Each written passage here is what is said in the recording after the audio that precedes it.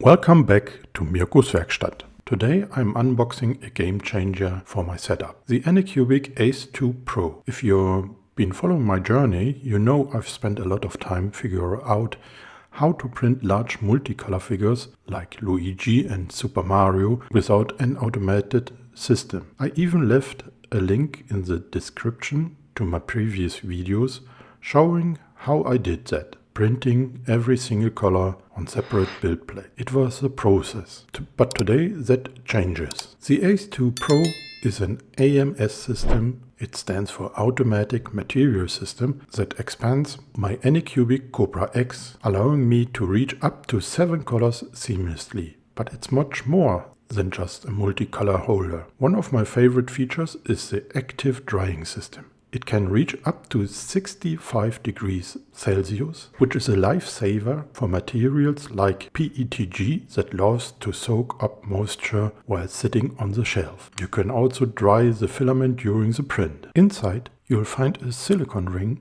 that keeps everything snug. It even has intelligent spool tracking. It estimates how much filament is left, so you've never caught off guard mid-print. And for those of you using official Anycubic filaments, the RFID chip are recognized automatically. For all other brands, you just enter your custom parameters direct on the Kobra X display. Let's get it up and running.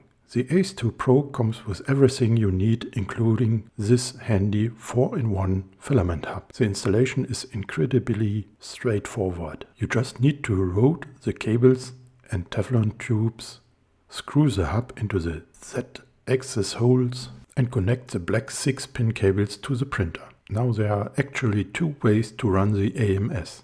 I'm using it to expand my setup to 7 colors, but you can also use it as a replacement for the Kobra X 4-color direct feed. That's a really interesting option, especially if you're printing in a high humidity environment where keeping the filament dry is a priority. Once everything is powered up, the Kobra X syncs with the AMS instantly.